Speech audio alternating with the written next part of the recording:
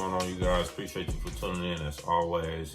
In this video right here, I want to talk a little bit about keeping a low overhead and why I think that's really important. Now, when I say keep a low overhead, basically what I'm talking about is keeping your bills and expenses to a minimum.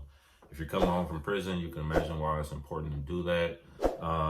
We're trying to establish ourselves. We don't want to have a lot of money going out. We want to keep that money in so that we can invest in ourselves, get ourselves financially situated, basically. And even if you're not coming home from prison, this still might be a good idea for you. If you're in reset mode for whatever reason, keeping a low overhead might be a thing you might want to consider too. So in this video, I'm basically just going to talk a little bit about that. Now, one of the biggest expenses that everybody has outside of rent is our automobile for the most part. So that's the first thing I want to get into. If you do have to buy an automobile, which is, most people have to do, you might want to consider buying one in full. And the reason I say that is because you can avoid paying any interest for a vehicle, and then you also won't have those monthly payments. You won't be tied down with those. So if that's an option for you, you might want to consider that. I understand that's not realistic for a lot of people. I had to finance a vehicle, so that was the route I went. But if you do have to finance an automobile, definitely don't go out there and get a new car. It doesn't make sense. And before I even go into why, everything I say on here is just my opinion. Nothing is financial advice. But I strongly suggest that if you're just coming home, don't go out there and get a new vehicle. And the reason I say that is because new cars lose 50% of their value in the first 3 to 5 years.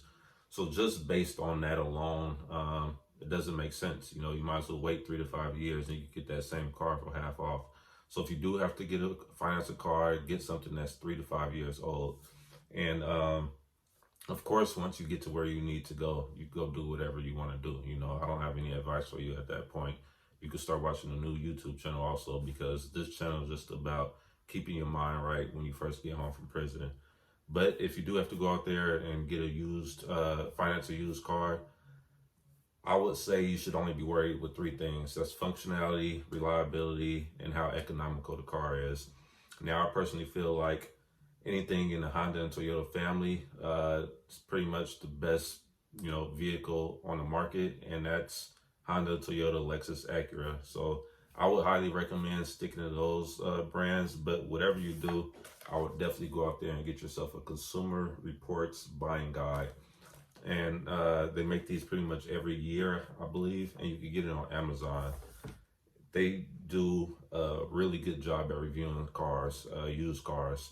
So I haven't seen anything that's come close to it. So definitely, check that out before you do make a decision. But like I said, functionality, reliability, and how economical the car is. Now, there was something else I want to touch on too. Your budget. So this is actually really important. You should work the car into your budget. Don't work your budget around the car. And that's, like I said, really important. And a lot of people, including myself, kind of don't give that as much thought as they should. And I could use myself I explain it first. But basically what I mean by that is, if you only have $400 a month to spend on, say, a car note and full coverage, auto insurance, you need to stick to that. Don't go look at a car and find out that, man, this car is going to cost $600 a month to insure it and for the car note, and then try to squeeze your budget. Try to be tight in these different areas in order to make that more expensive car work. Don't do that. That's bad rationalizing, and that's bad logic. And usually it might work, but you're just going to make things harder for yourself. So figure out what your budget will allow. In my case, I'll just be 100% honest. I told myself that I didn't want to spend more than $350 a month on a car note and full coverage auto insurance. And I kind of started doing the wrong thing, because I even though I knew that, for the line of work that I do, a truck would have been ideal, but trucks are more expensive. And as I started pricing these trucks, I started to realize, like, man, I can't really afford a truck. But I started to try to work a truck into my budget, and eventually I snapped out of it, and I was like, what am I doing?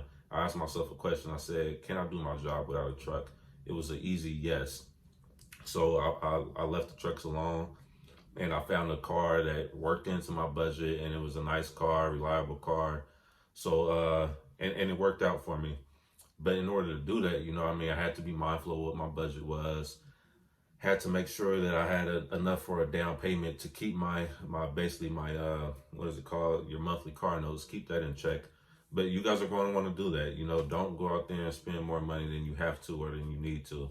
Um, like I said, we're just coming home from prison. We don't need to go get a high end car or anything like that. It doesn't make sense to do that. Once you make it, go do that. And like I said, you can start watching a new YouTube channel as well, because I'm just for guys who are coming home from prison.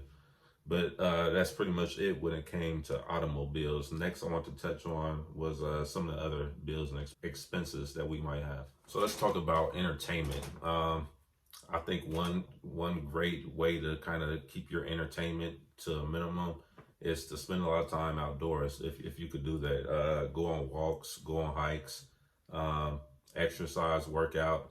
That's a great way to kind of curve your entertainment. You know, I don't want to say bills, but your entertainment expenses, whatever you want to call them. And the second thing is cable. Like, man, cable is really expensive. Uh, if you could avoid cable, do that. I understand some people are addicted to their TV shows, you know, and I'm not passing any judgment. But if you can make do with Netflix, I think that's like $15 a month. You know, do that, because I think cable a lot of times it could cost 50, 60, $70 a month. So you could save $50 right there by just making Netflix work for you. If you're a huge fan of sports like I am, you might have to just keep track with the highlights on YouTube. Um, I think there's a couple applications out there. I think Yahoo Sports, they'll show you like maybe 2 free games a week. There's websites out there you could go watch games, and if it's a really big game, just go over a friend or family member's house. But if you could save some money by, you know, not having your cable, you know, that's potentially $50 a month you could save. Next thing I want to talk about was groceries. So one thing I noticed is that processed and prepared foods are pretty much the most expensive type of groceries you could buy.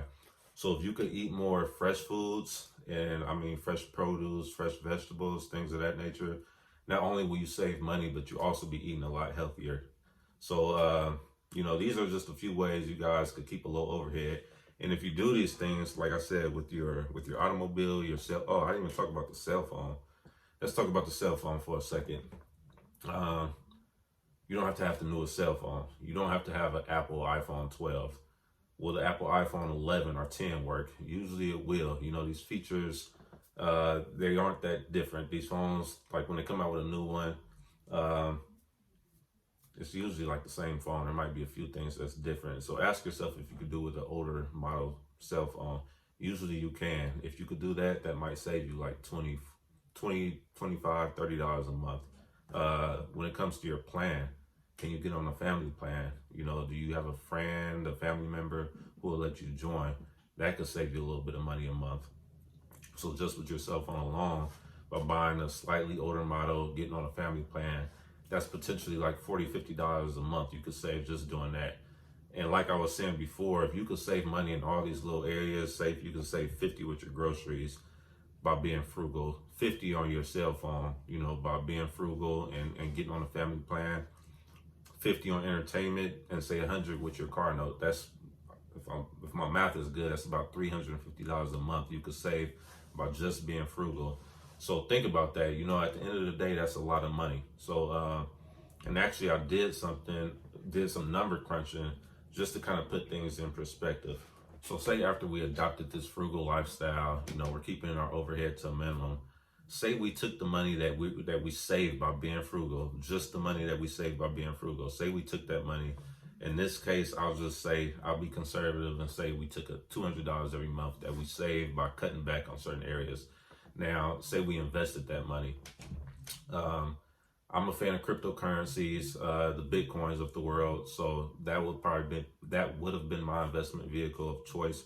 So I did some number crunching. Say that I took that $200 that I saved from being frugal. Say I put it in Bitcoin every month for, you know, a year straight. So that's a 12-month span. I'll put an image on the screen, but as you guys could see, that money would have grown after it compounded and, you know, did its thing.